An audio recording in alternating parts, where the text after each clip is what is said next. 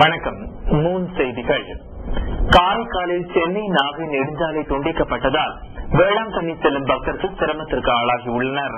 சென்னையிலிருந்து நாகை மற்றும் வேளாங்கண்ணிக்கு காரைக்கால் வழியாக செல்லும் தேசிய நெடுஞ்சாலையில் காரைக்கால் அருகே உள்ள திருமலை ராயன் ஆற்றின் பாலம் இடிந்து விழுந்ததில் அந்த வழித்தடத்தில் போக்குவரத்து முற்றிலும் துண்டிக்கப்பட்டது.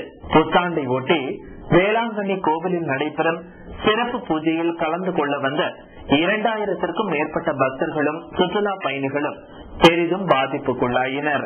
மேலும் காரைக்காலை ஒட்டிய பகுதியான திருச்சினம் பகுதி காரைக்காலை விட்டு துண்டிக்கப்பட்டதால் மாற்றுப்பாதையில் 20 கிலோமீட்டர் தூரம் சுற்றி சென்று புத்தாண்டு கொண்டாட்டத்தில் இருந்தவர்கள் சோர்வடைந்தனர்.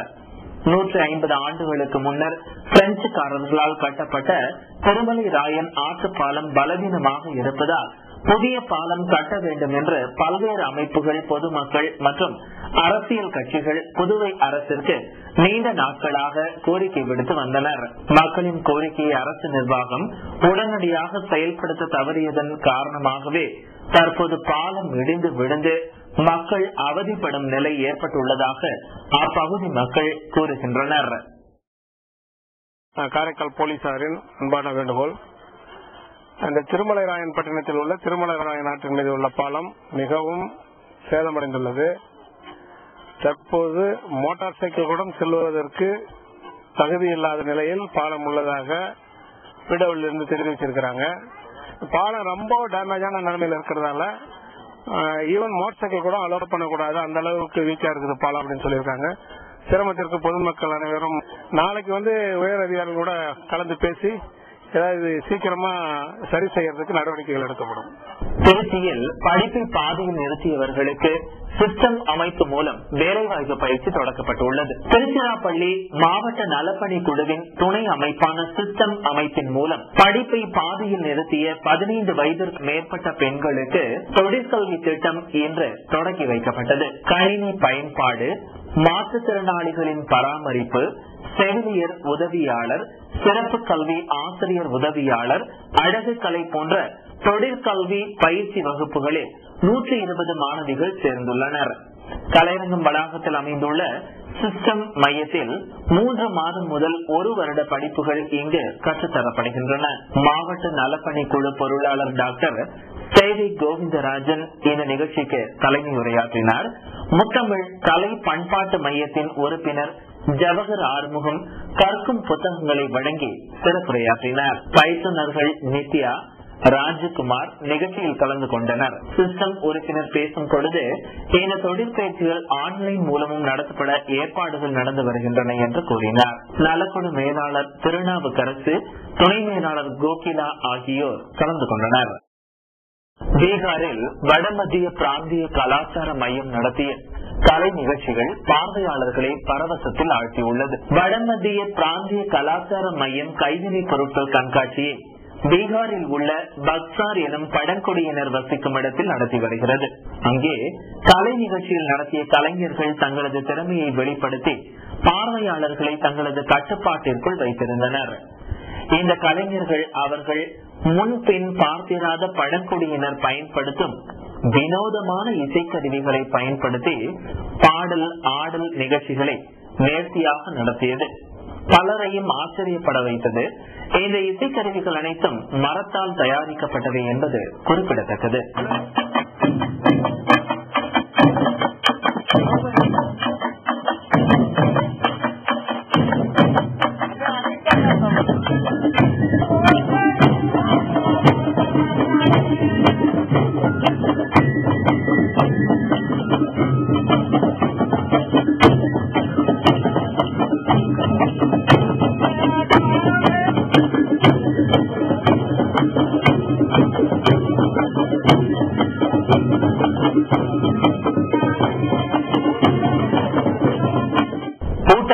படுகர் நலசங்க அலுவலகத்தை போலீஸ் பாதுகாப்புடன் உதவி வட்டாட்சியர் திறந்து வைத்துள்ளார். நீலகிரி மாவட்டத்தில் படுகரின மக்கள் 400 கிராமங்களில் 5 லட்சத்திற்கும் மேற்பட்டோர் வசித்து வருகின்றனர். படுகரின சமுதாய மக்களுக்கு ஊட்டியில் இளைஞர் படுகர் நலசங்க அலுவலகமும் திருமண மண்டபமும் உள்ளது. படுகர் நலசங்க கூட்டமைப்பு சார்பில் நேற்று இந்த அலுவலகத்தில் நடைபெறுவதாக இருந்த கூட்டத்தில் கலந்து கொள்ள நீலகிரி, கோவை, சென்னை, பெங்களூர், திருப்பூர், ஹொசூர் உட்பட பல பகுதிகளிலிருந்து நூற்றுக்கணக்கான சங்க தலைவர்கள் வந்திருந்தனர். சங்கத்தின் தலைமை பீடத்தில் உள்ளவர்களிடையே ஏற்பட்ட பிரச்சனை காரணமாக அலுவலக வாயில் பூட்டப்பட்டிருந்தது.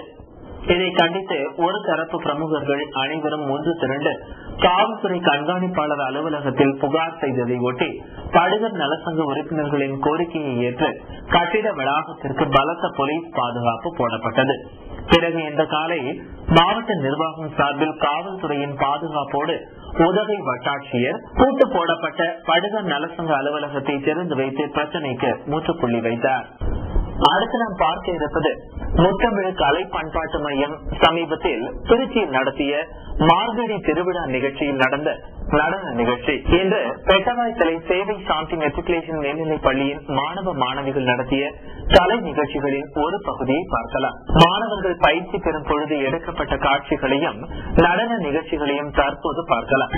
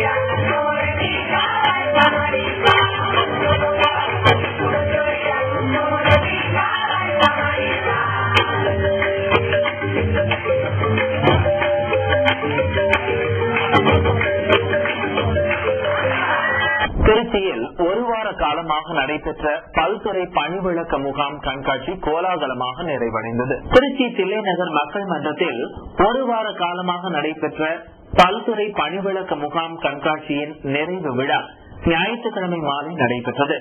திருச்சி மாவட்ட ஆட்சித்தலைவர் மகேசன் காசிராஜன் இவ்விழாவிற்கு தலைமை ஏற்று சிறந்த அரங்குகளுக்கு பரிசுகளையும் நலத்திட்ட உதவிகளையும் வழங்கினார்.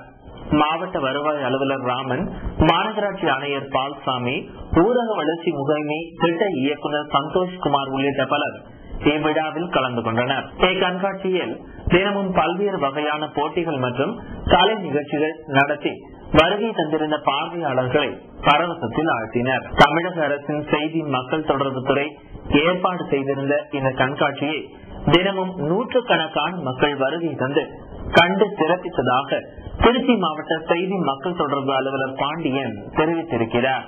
சென்னையை அடுத்த காட்டாங்குளத்தூரில் உள்ள SRM பல்கலைக்கழகத்தில் 98வது இந்திய அறிவியல் மாநாட்டை இன்று காலை பிரதமர் மன்மோகன் சிங் தொடக்கி வைத்துள்ளார்.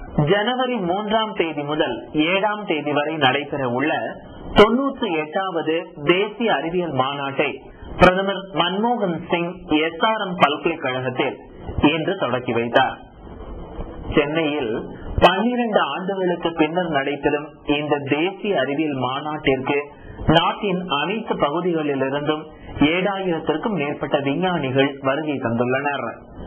தரமிக்க கல்வியும் இந்திய பல்கலைக்கழகங்களின் விஞ்ஞான ஆராய்ச்சி திறனும் என்ற மைய கருத்தை வலியுறுத்தி நடைபெறும் மாநாட்டில் நோபல் பரிசு பெற்ற இந்திய விஞ்ஞானிகள் அமர்த்தியா சென், வெங்கட்ராமன் ராமகிருஷ்ணன் ஆகியோருடன் நோபல் பரிசு பெற்ற வெளிநாட்டு விஞ்ஞானிகள் அடையோநாத், தாமஸ் கிடட், டிம் ஹண்ட், மார்டின் சால்சி ஆகியோரும் பங்கேற்று சிறப்புரை நிகழ்த்த உள்ளனர். மாநாட்டில் தரக்கல்வி வழங்குவதில் எதிர்நோக்கும் சவால்கள், அடுத்த 5 ஆண்டுகளுக்கான விஞ்ஞான கொள்கைகள், நானோ பொருள்களும் நானோ தொழில்நுட்பமும், விவசாயம், உயிரி தொழில்நுட்பம், சத்துமிக்க உணவு பாதுகாப்பு, சுற்றுச்சூழலை பாதுகாக்க கழிவுகளை குறைப்பதும் நிர்வகிப்பதும், ஆஸ்துமா நோய் ஆராய்ச்சியில் இப்போதைய முன்னேற்றம் உள்ளிட்ட 16 தலைப்புகளில் கருத்தரங்கம் நடைபெறும். மாநாட்டு வளாகத்தில் அமைக்கப்பட்டுள்ள அறிவியல் கண்காட்சியில் இந்திய விண்வெளி ஆராய்ச்சி மையம், ராணுவ ஆராய்ச்சி கழகம், இந்திய அணுசக்தி துறை ஆகிய அரசு மற்றும் அரசு சாரா அமைப்புகள் அமைத்துள்ள அரங்குகளை பள்ளி, கல்லூரி மாணவ மாணவிகள், பொதுமக்கள் என அனைவரும் பார்வையிட ஏற்பாடு செய்யப்பட்டுள்ளது.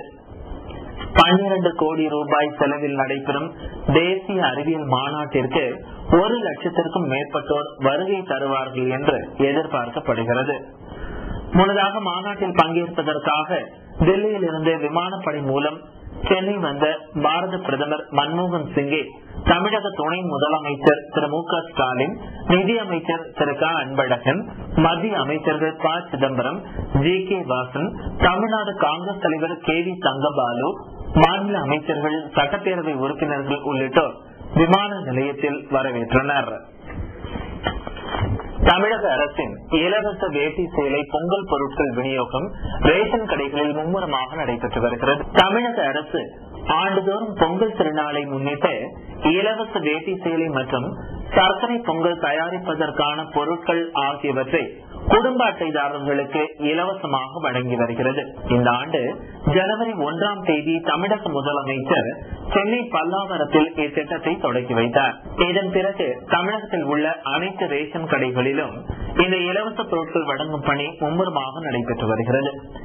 ஈரோட்டில் நடைபெற்ற நிகழ்ச்சியில் கூட்டுறவு சிறப்பங்காடியில் மாவட்ட ஆட்சித்தலைவர் சவுண்டையா பயனாளிகளுக்கு இலவச வேட்டி சேலைகளையும் பொங்கல் தயாரிப்பதற்கான பொருட்களையும் இலவசமாக வழங்கினார். படுகர் இன மக்களுடன் சுற்றுலா பயணிகள் கலந்து கொண்ட பாரம்பரிய நடன நிகழ்ச்சி ஊட்டி மக்களை மகிழ்ச்சியில் ஆழ்த்தியுள்ளது. நீலகிரி மாவட்டத்தின் மண்ணின் மைந்தர்களாக படுகர் இன மக்களின் பாரம்பரிய நடனம் ஒவ்வொரு மனிதனையும் நடனமாட வைக்கும். அதிகரட்டி என்னும் கிராமத்தை சேர்ந்த படுகர் இன மக்கள் பல்வேறு பகுதிகளில் பணிபுரிந்தாலும் விசேஷ திருநாட்களில் தங்களது பாரம்பரிய நடனத்துடன் நீலகிரி மண்ணில் கொண்டாடுவது வழக்கம். இந்நிலையில் புத்தாண்டு தினத்தை ஒட்டி ஊட்டி அரசு தாவரவியல் பூங்காவில் பாரம்பரிய நடனத்தை அரங்கேற்றியது மிகவும் சந்தோஷமாக உள்ளதாக படுகர் மக்கள் தெரிவித்துள்ளனர். இந்த உற்சாக கொண்டாட்டத்தில் சுற்றுலா பயணிகளும் படுகர் மக்களும் ஒன்று சேர்ந்து நடனமாடியது உதகை அரசு தாவரவியல் பூங்காவையே ஆட்டம் போட வைத்துள்ளது.